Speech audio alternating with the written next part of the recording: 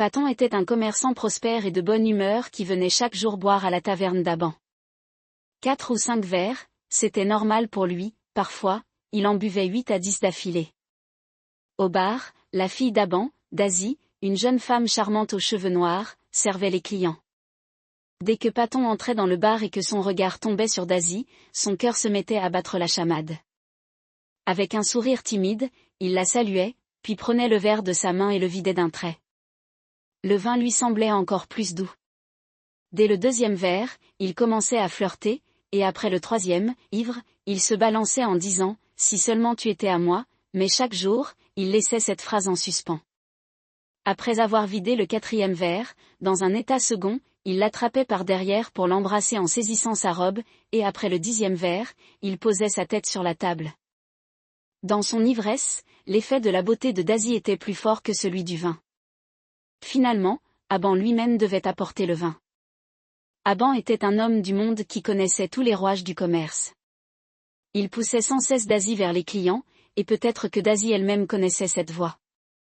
Lorsqu'elle servait le vin, son sourire était envoûtant et son attitude pleine d'une invitation enivrante. C'est peut-être pour cela qu'elle commença à hanter l'esprit de Paton. Qu'il soit en mer parmi les vagues tempétueuses ou en train de naviguer les nuits de pleine lune, le corps gracieux de Daisy restait toujours devant ses yeux. Quand tout le monde dormait d'un sommeil profond, les yeux de Paton restaient ouverts, fixés sur le visage souriant de Daisy qui lui tendait un verre de vin doré en disant « Tiens, ton verre. Maintenant, reste heureux et éloigne-toi de ça. » Mais rester loin était au-delà des capacités de Paton. Un soir, il fit une demande en mariage. Paton était riche, il avait ses filets de pêche, une maison et des domestiques, tandis que les moyens d'Aban étaient limités. Il ne vit pas cette proposition comme une perte et accepta rapidement le mariage. Mais la beauté de Daisy s'est fanée dès le 3e jour. Paton sentit que Daisy était une femme ordinaire, et qu'un homme riche comme lui aurait pu trouver une bien meilleure épouse. Il se maudit, « Je suis si stupide, piégé par une fille simple et son père pauvre. » Il suspecta que Daisy avait mélangé quelque chose à son vin pour le tromper. Cassant des cigares, il s'insultait, battait ses domestiques dans sa colère et brisait tout ce qui lui tombait sous la main. En pêchant, il proférait des insultes, et en rentrant à la maison, il battait Daisy comme un animal. Sa vie devint un enfer. Pendant les 10 années suivantes, le sujet de prédilection des habitants était les coups infligés à Daisy et la folie de Paton. Il la couvrait d'insultes, entrait dans une rage folle à sa vue et se jetait sur elle dès qu'il posait le pied sur le rivage. Les gens riaient et se moquaient, mais sympathisaient aussi avec Daisy. Certains appréciaient ses injures, tandis que lui, indifférent, continuait à crier des vulgarités d'une voix tonitruante. Dès qu'il sortait du bateau, il déversait un torrent d'insultes sur sa femme. Daisy marchait vite, terrorisée, et il la suivait en rugissant. En arrivant à la maison, il devenait encore plus enragé. La plus petite erreur était impardonnable. Il se maudissait d'être tombé dans le piège et reprochait à Aban ce mariage précipité. Des années de coups remplirent Daisy de peur et d'un sentiment d'infériorité. Sa beauté s'est fanée, son teint est devenu pâle et elle est devenue maigre comme un clou. Une nuit, une tempête éclata. Elle était seule à la maison parce que Paton n'était pas rentré de la mer. Le vent était si fort que la maison tremblait, et le bruit était comme si des démons rugissaient du ciel.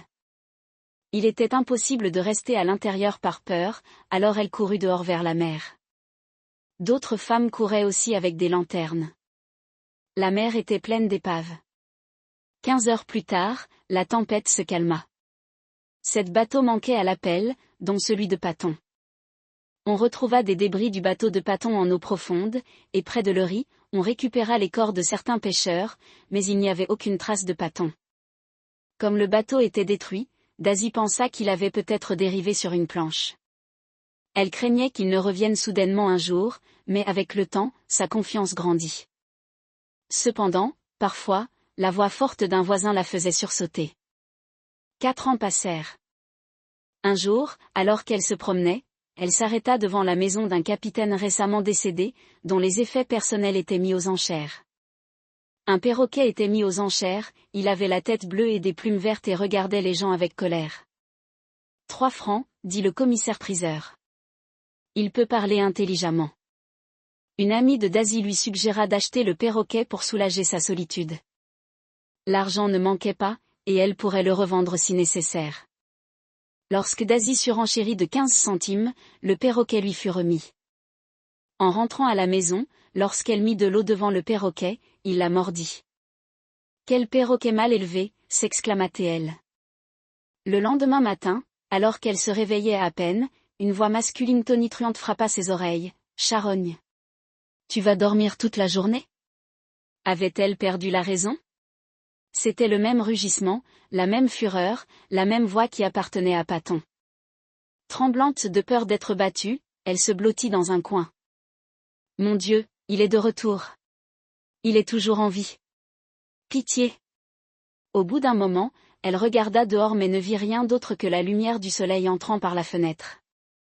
Peut-être qu'il cherche quelque chose pour me frapper. Les heures passèrent, mais la maison resta silencieuse. Elle pensa avoir fait un cauchemar et se recoucha. Puis la même voix, « Salope bonne à rien. Quand est-ce que tu te lèves ?» Elle hurla. Comme une biche blessée, elle bondit debout. Son corps tremblait. Elle dit, « Paton, je suis levée. Dis-moi ce que tu veux. » Aucune réponse ne vint. Prise de panique, elle courut dans tous les sens, fouilla la cheminée, regarda sous le lit, mais il n'y avait personne. C'est peut-être l'esprit de Paton qui me tourmente. Soudain, elle pensa au grenier. Peut-être qu'il était caché là-haut. Elle leva les yeux et demanda, « Paton, tu es là-haut ?» Aucune réponse. Transpirant de peur, elle monta l'escalier et ouvrit la porte du grenier, mais il n'y avait personne. Affolée, elle redescendit, s'effondra sur l'herbe et se mit à pleurer. À ce moment-là, la voix de Paton vint de la pièce voisine, comme chaque matin, « Pouah, quel temps de merde. Ce putain de boulot. Y a rien à bouffer. » Instinctivement, elle dit, « Paton, ne te fâche pas. Je t'apporte à manger. » Mais il n'y avait personne. Elle eut l'impression que son âme quittait son corps. Elle était sur le point d'appeler les voisins lorsqu'une voix retentit tout près. Elle tourna la tête et vit le perroquet qui la fixait de ses yeux ronds et diaboliques. « Oh, c'est toi !» Le perroquet secoua la tête. Elle trembla comme si Paton était revenu sous la forme du perroquet pour la battre et l'humilier devant les autres. Impuissante, elle se jeta sur le perroquet. Le perroquet la blessa avec ses griffes et son bec. Elle le jeta au sol et l'écrasa.